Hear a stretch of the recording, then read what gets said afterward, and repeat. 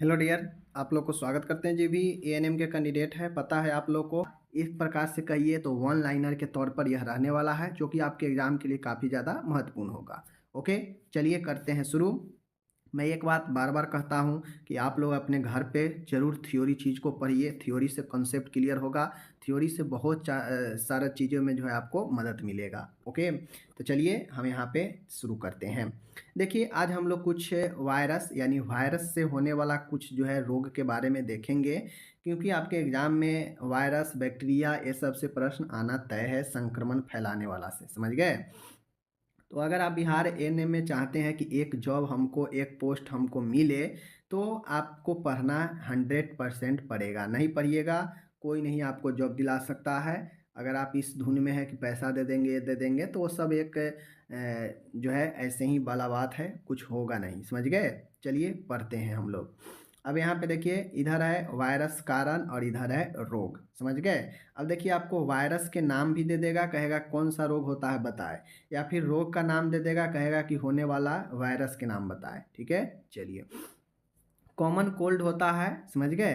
Common cold जो होता है, जुकाम जिसको बोलते हैं, वह आपको राइनो वायरस के कारण होता है। समझ गए? कौन सा?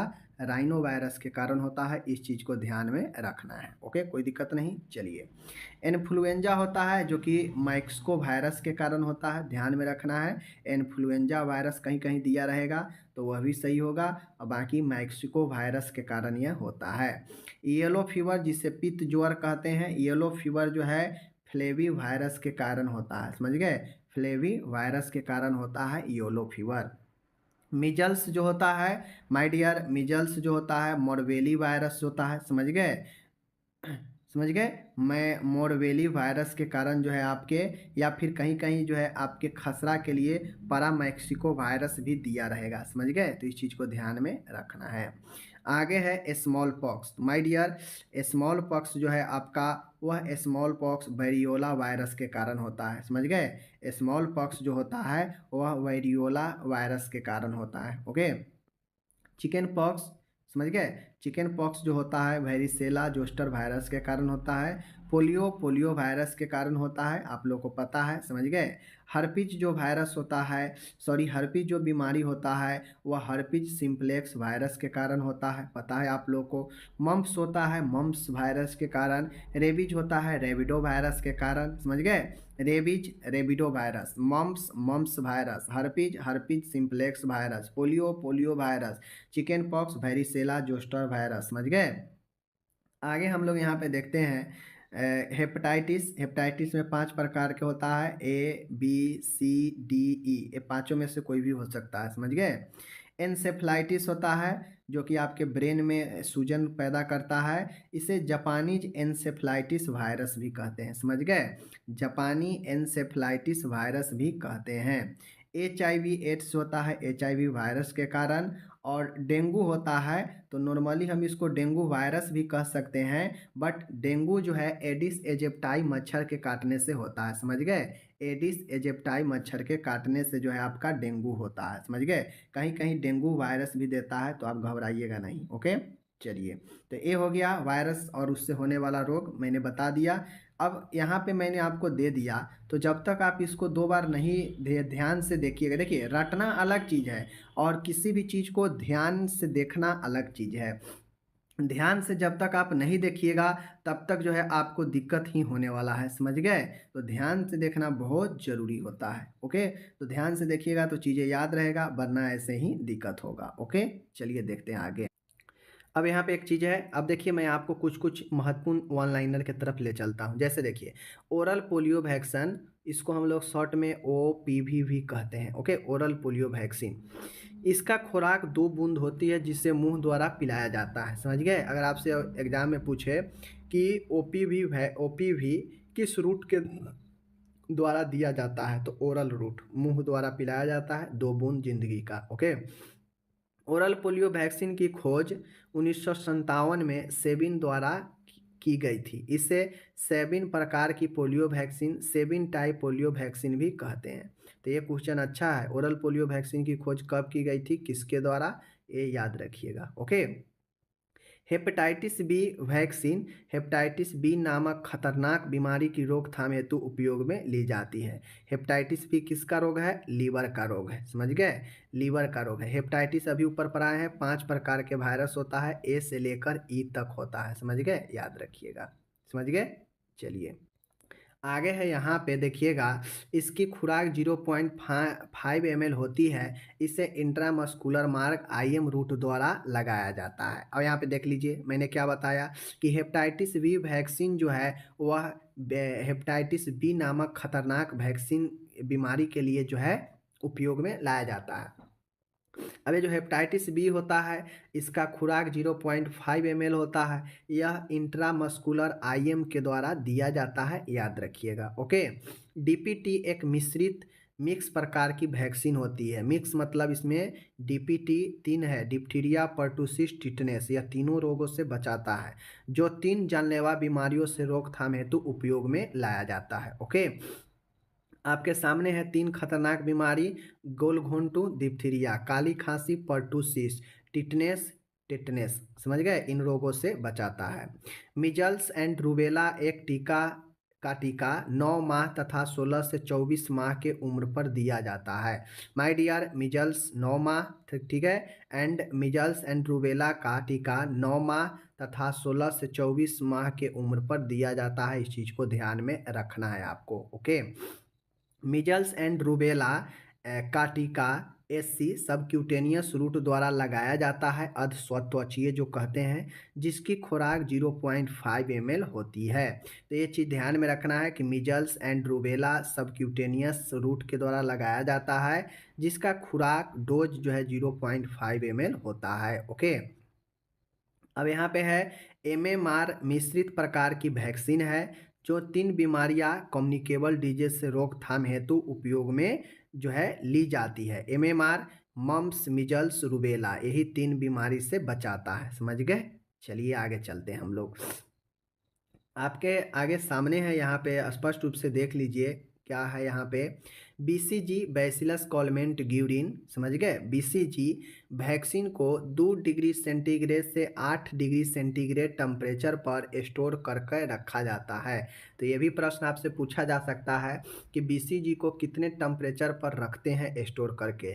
तो 2 से 8 डिग्री सेंटीग्रेड। ओके, प्रभाविता को बनाए रखने के लिए इसे प्रकाश से बचाकर रखना चाहिए।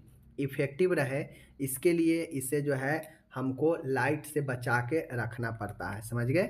चलिए, BCG वैक्सीन के तनुकरण डिल्यूशन हेतु नॉर्मल सेलाइन का यूज किया जाता है।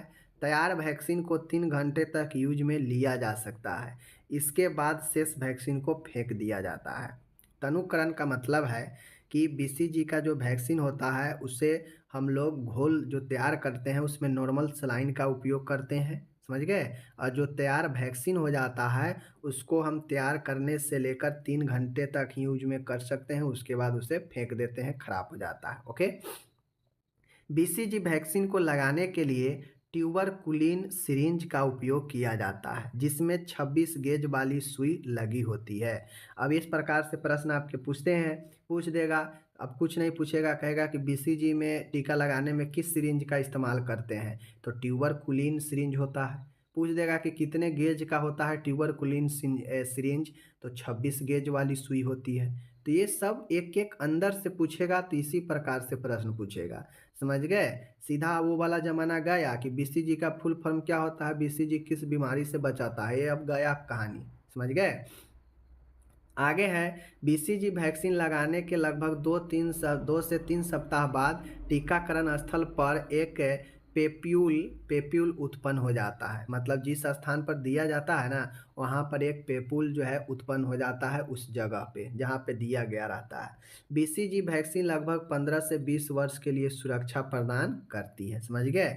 BCG वैक्सीन अगर बच्चा में कोई ले लेता है तो उसे 15 से 20 वर्ष यानी एडल्ट होते होते यह जो है उसे क्या करेगा, बचा कर रखता है।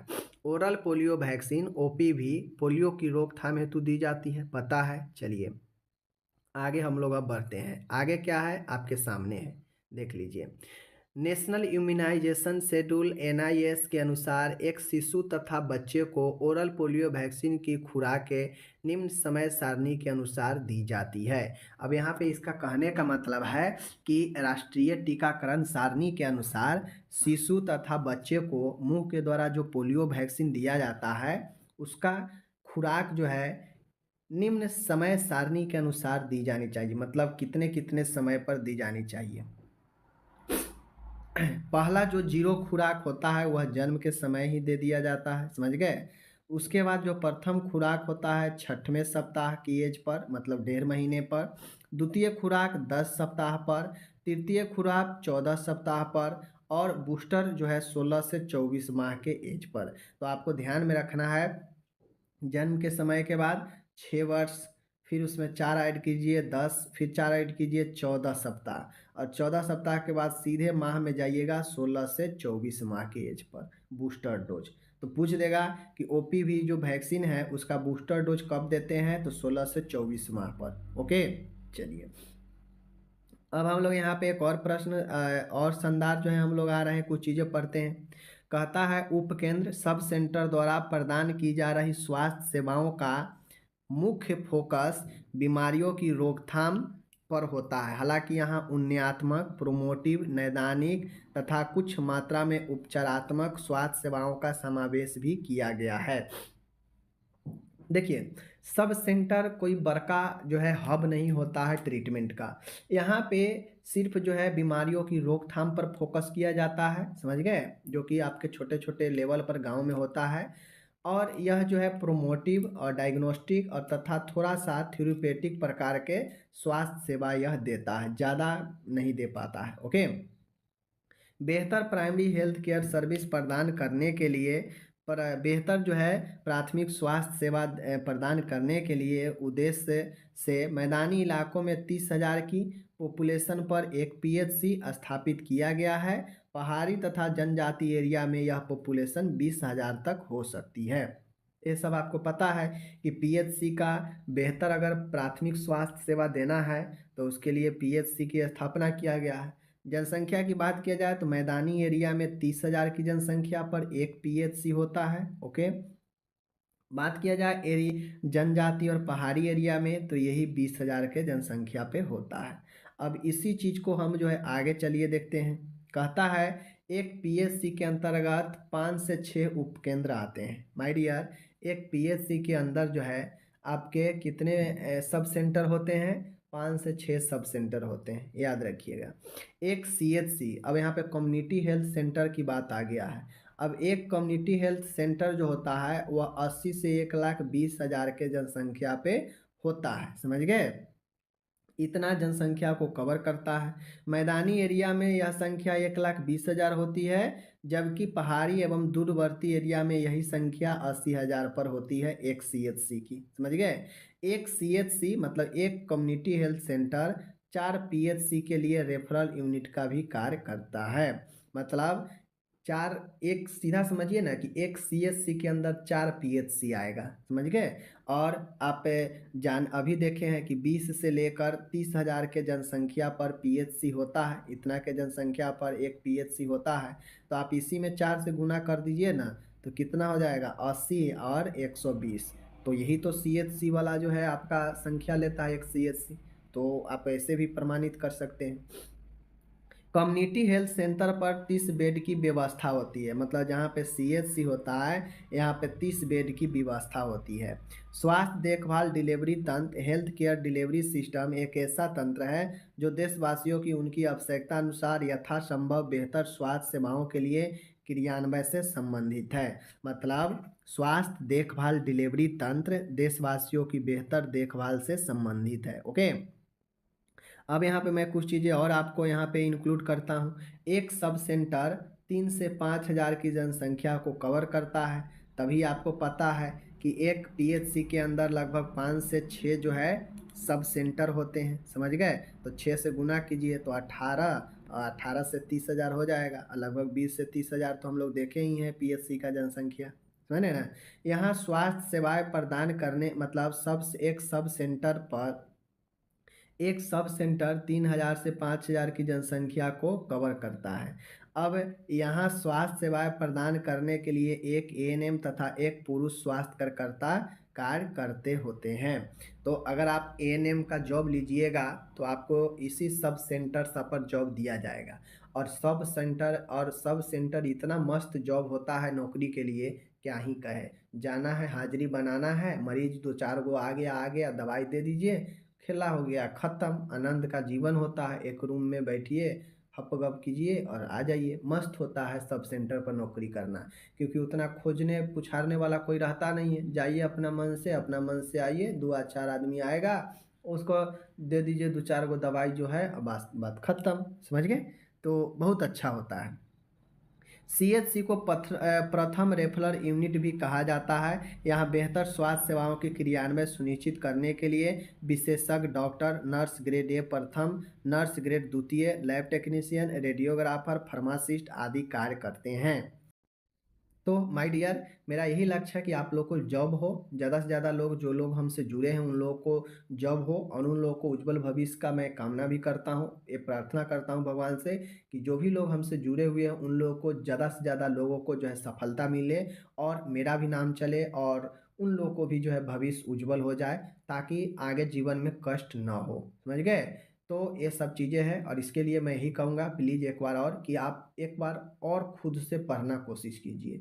थोड़ा सा और 2 महीना मेहनत कर लीजिएगा ना, तो शायद आपका ज़िंदगी संवर सकता है। और ज़िंदगी एक बार अगर संवर गया तो यह परमानेंट जॉब आपके ज़िंदगी से कभी नहीं जाएगा।